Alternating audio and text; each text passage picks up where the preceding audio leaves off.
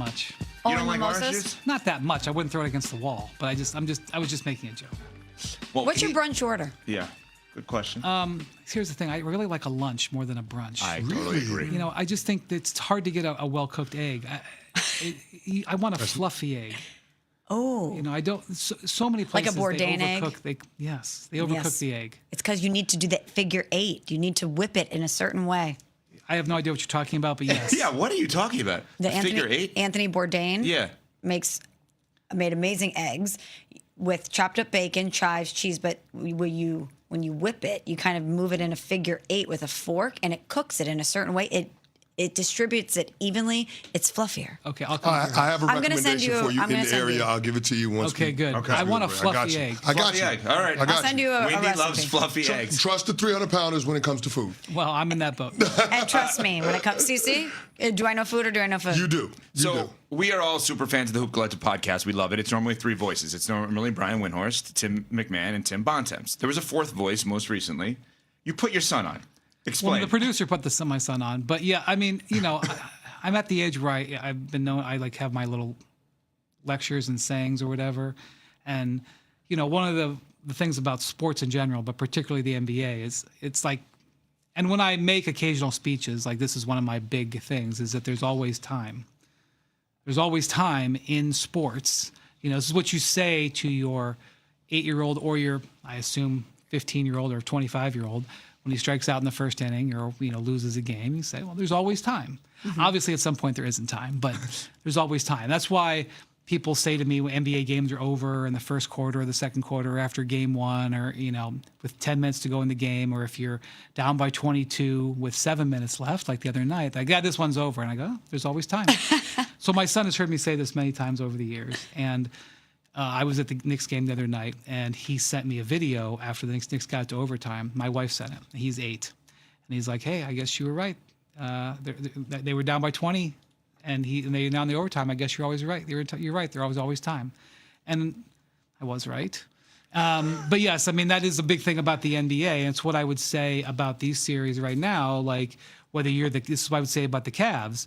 You know, people are like, you know, this series is over. Like that was their chance to even get it to 5. Maybe, but there's always time. The NBA, basketball in general, is a very restorative, forgiving sport. The NBA season is extraordinarily long. An NBA game is 48 minutes.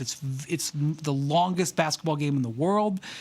An NBA playoff series, the 15-day window, that what happens in game 1 in the first half is totally forgotten by the second half of game 4, game 7. It's all, there's time. There's time to restore and rehabilitate. And so my son heard it, and, you know, who knows what else he's going to mock me. I think he was mildly condescending, the way he was said saying actions it. over words to you, I heard also. Yeah, that's one of my other things. Yeah. So, Wendy, there's always time. How much time Kenny Atkinson got? Is he coaching for his job in this series? I don't think so. Here's why. When I was with the Cavs before the game the other night, they were in such a remarkably great place mentally, their players, coaches, and executives, because they're owned by Dan Gilbert, who is from Detroit, lifelong Detroit resident, preferred to own the Pistons, but the Pistons weren't for sale when he bought the Cavs. I think at one point in his life wanted to buy the Lions, but the Lions had never been for sale in his billionaire lifetime. And the Cavs were very close to losing to the Pistons in a very important playoff series. And instead, the Cavs beat the Pistons. And Dan Gilbert came in. And Dan Gilbert, you know, 4 or 5 years ago had a stroke, so he's in a wheelchair. He came into the Cavs locker room in Detroit the other night and said, this is the second greatest moment for me as an owner, the other one being the championship. So that was almost like winning 2 playoff series or 3.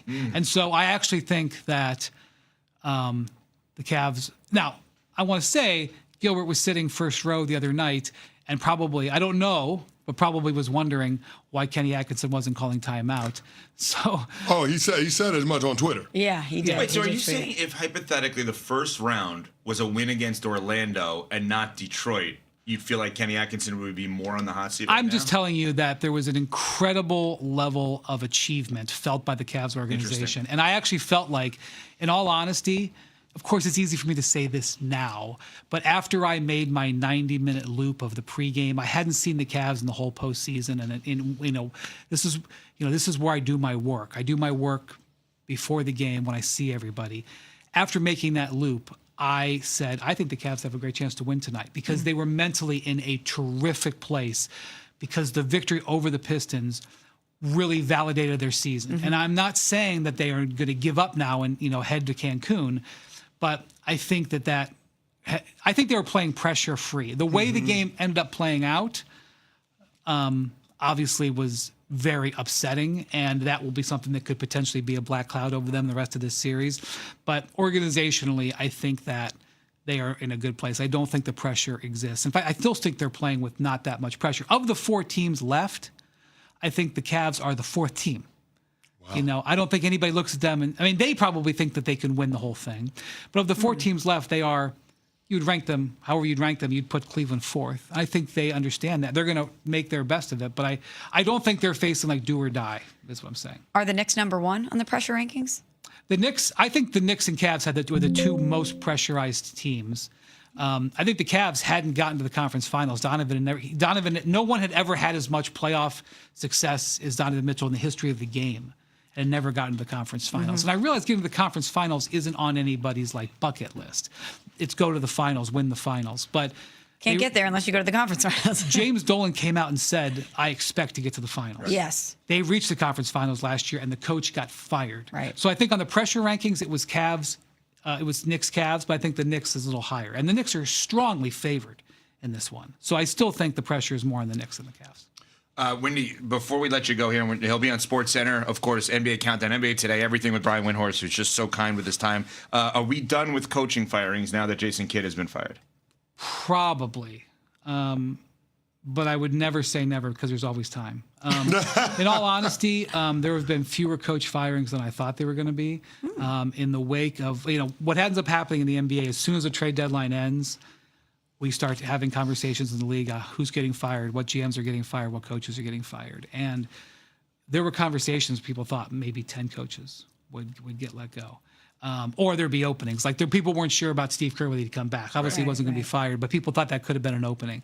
There have been other jobs that have not turned over that we as a collective in the league thought might. So probably, but there are still a couple of other situations that, people would keep an eye on. And is there anything else that we haven't asked you about that we should have asked you about in terms of what's on your mind in terms of the NBA right now? I don't know. I last night, watching that game, the level of intensity that was being played by the Thunder to try to deal with Victor Wembanyama at both ends of the court, they were so mindful and intent on dealing with him. It's really amazing to watch. And unfortunately, I almost think that Victor may need to be Superman, especially if Harper is hurt. That game in Game 1 was that we're talking about as a top 5 conference finals performance ever. He may need one or two more of those if his guards are hurt. And watching Oklahoma City, this is what I would say to Knicks fans out there. You should try to do everything you can to get through this series as fast as possible, and then do not make plans for June, because the team that comes out of that series is going to be mentally, emotionally, and physically exhausted. Watching what these 2 teams are doing, particularly the Thunder. The Thunder and what they're having to deal with Victor is I'm not sure I've ever seen it. And I do not know what kind of condition that they're going to be in at the end of this, even if they win. Oof. Ryan Windhorst. Phenomenal as always. You'll see him on Get Up at 8 a.m. Eastern. We are on Sportsmanlike, presented by Progressive Insurance. Progressive can help you protect your home, auto, boat, motorcycle, ATV, and RV, and more. And if something wasn't mentioned that you had in mind,